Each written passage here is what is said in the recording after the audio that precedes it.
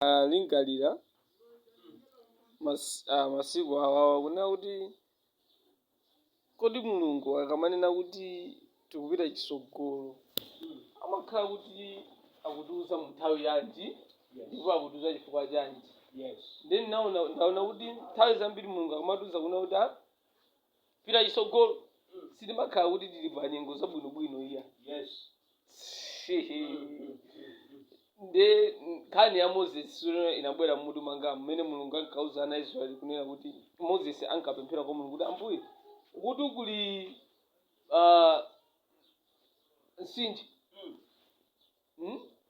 mbali za kuti kuli nkhalango first tikuzoti tingalowere kuti kunjira imene tinali timodzi basi yoti basi tiwoloke pa nyanjapo. Ndi mulungu anamuwuza Moses kuti Moses ukuliriranji auze ana a Israeli apite chitsogolo. Kena pano Moses anawuza ana a Israeli kuti guys mulungu anena tenti zidanini zipita chitsogolo. Chazoepa nyengo zina zake solution simakhala kulira iya. Solution imakhala zipita chani chitsogolo. Imakhala zipita chitsogolo basi. Kumbukira nkhaniso ya David Bible matuzo nodi Goliath ali apa. Goliath akuyankhula zake zija atanayamba kumuthamangira kupita kwa David. David sanatembenuke kuyamba kuthawira mbali naye. Ayi anapita chitsogolo kumene kuli Goliath. Chifukwa mulungu akafuna kupanga zinthu zoziziswa chimene amatithandiza kwambiri ndikuyang'ana nawo vuto lomaso ndi maso chonchi ndikumalisatira. Amen. Muganize kuti pakuchitika nkhondo anthu awiri afuna amenyani ndekenako ndikamwana ndithu wina ndi wamkulu koma wamkulu tapena kusatira mwana sakusatira wamkulu chonchi osathawa kuti mwana amene akudalira chani pali china chake chimene akudalira mwana chimene chikumpangisa kuti azipita kusogolo. Ndi chinthu choyambira chimene chimakuthandiza kuti uzipita kusogolo kuti umudziwa amene ukuntumikira. David anayankhula mawu kwa Goliath anamuwuza kunena kuti wabwera kwa ine ndi zida zakozo kuti undigonjetse koma ine ndabwera kwa iwe ndi dzina la ndani la mulungu wankhondo wa Israeli. Chinthu choyamba iweyo khale kuti ukumudziwa amene ukumtani ukumtumikira. Chinthu chachiwiri umve mawu voice ya mulungu. Kodi mulungu akuwuza kuti chani monga amene anamuwuzira Mose apapo. Amuwuza Mose awuza ana Israeli tizirani tiziyenda. Ndipo sanamuwuze direction yake kuti azere chakunkhalango kapena ku desert kuja uzere kwa chani pa nyanja. Ndamuwuza kuti mika manja ako kuti nyanja ita isemphanise. After atayamba kuyenda pamene pamuwuza kuti mikano dzanja lako tanozoti ukambapita kusogolo pamene mulungu amakuwuza ma direction okuzani mawu kuti uyende chonchi. Maone? Nchifukwa ife nasogolo ife tifunika kumamvera voice ya mulungu kuti kodi mulungu akuti chani. Patena kuti mulungu afuna kuti chani. Pamwe anthu opanga opozi somo kunena. Monga mthaya Mose amene mmangu ndibweresa kuno bwana Yesu ndibwerera kumene ndabwerera kuja koma Mose chifukwa anapanga stick pakumvera voice ya ndani ya mulungu.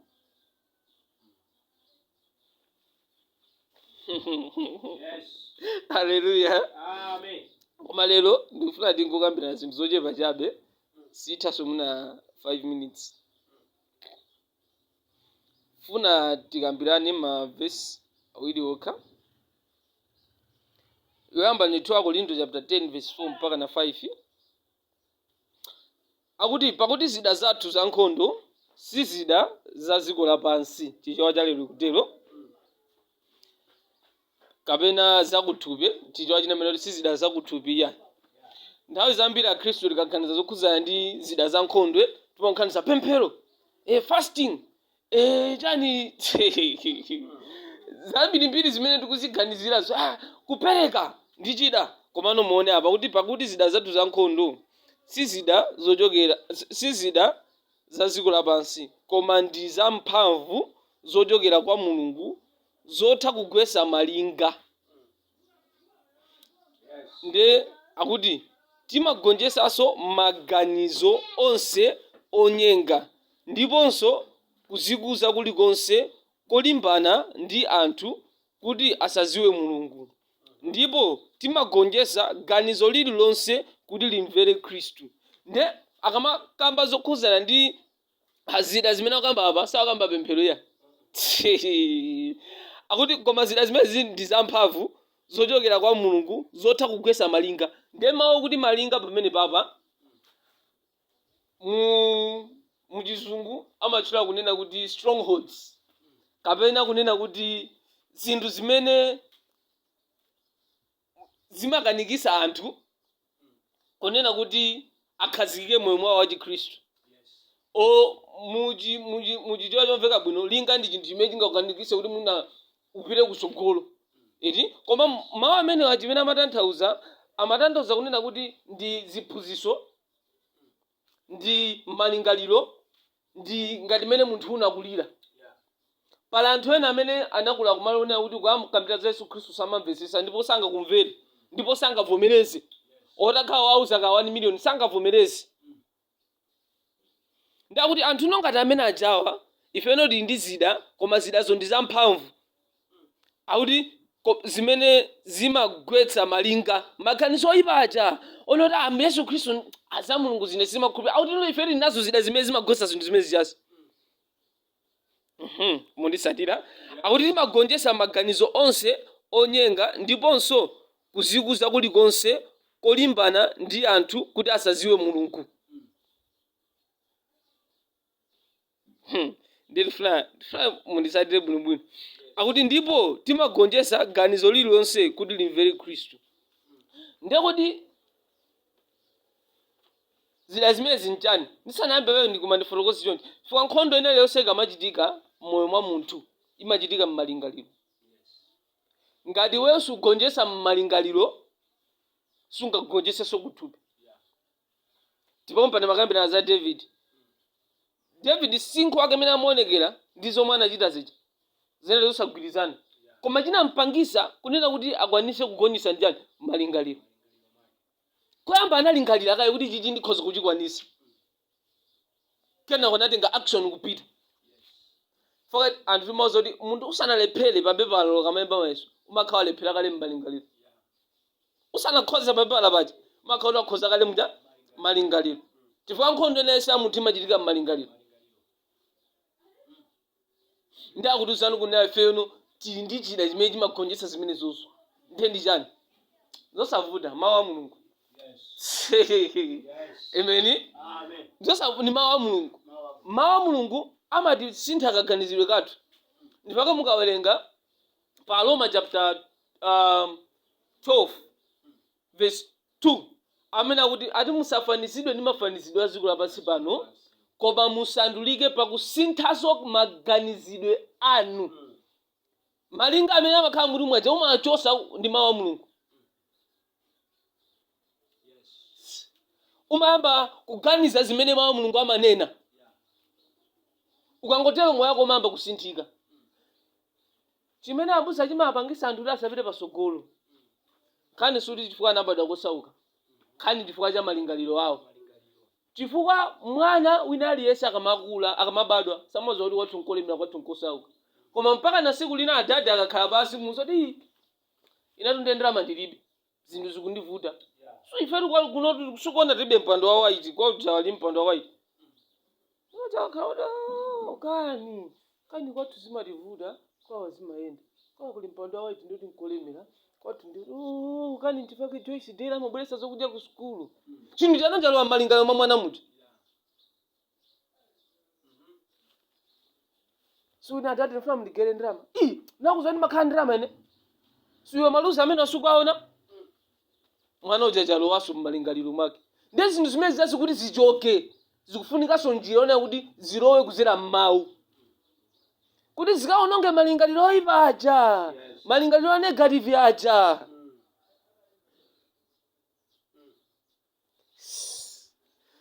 Amen. Kuyamba nokumuza mwana choti usadandaule ukhoza panga zonse kuzera mwa Khristu amene amakutani amakulimbikisa. Iwetu ndi oposa agonjesa. Iwetu Yesu Khristu anafa osako kuti wakhalemera. Koma muza mwana zimezi makhoti malingaliro yake ajana amukamba kuti kusintha. sati iwe chisiru iwe galu mwaza ungakhozola kasi we mwana zawo zoti akamakhala chinthu chokhoza khati iye mwina sakuchingalira koma chimalowabe mzimu mwake funa zimene fe tikutani tikunenera ndezikakhala m'maindi mwake zimampanga nomwe titokhala umampasa limit ozili pali malire ena ake amene mwana uja sangaduse kasunzoli ndikakhala zimene zifukwa chani ine nthawi zambiri tikapita sikuti mona kuti munthu uyu kwambiri chimene anthu ena chimene amakhozera kwambiri ndifoti kwawo kumene kuchokera ndi zimene amayankhula anazo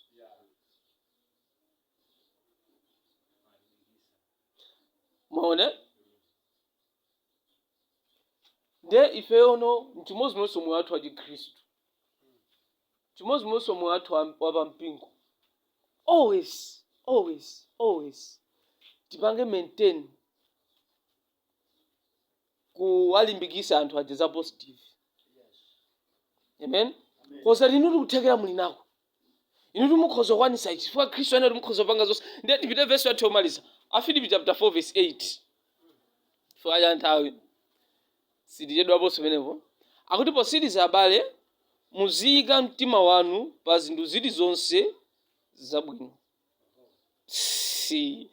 okay iyi sinandiyikire bwinobwino chifukwa ndimafuna mawu ena ake koma ndibweraponso pali vesi nanga mnoti akuti mmene munthu amaganizira limenenso munthu alili akuti as a man thinks so is he nde apa pano pa Filipi chapter 4 verse 8 akuna kuti posiriza abale muziyika maganizo anu pa zinthu zilizonse zabwino mwayipeza vesi ye ayipeza nanga mwayipeza Afilipi chapter 4 verse 8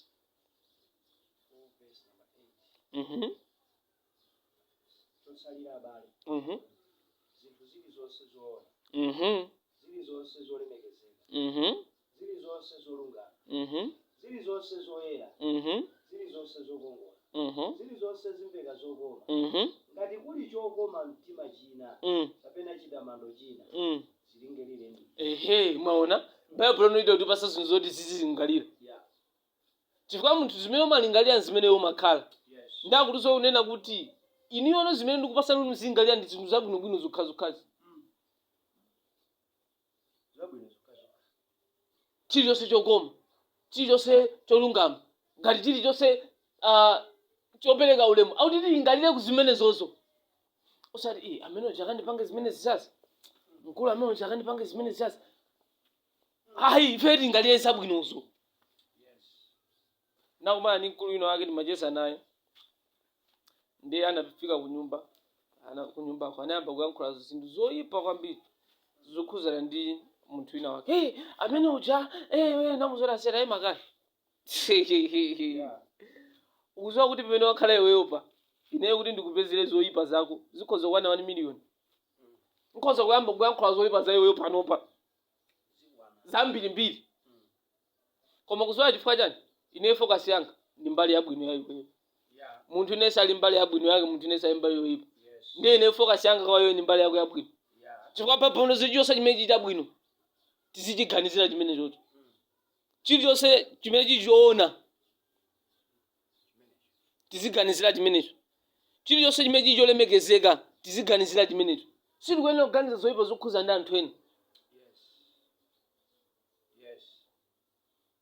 ona zimene malemba akuti ndiwo kamaganiza chonchi moyo wakonso auzimu umakhala kupita pasogolo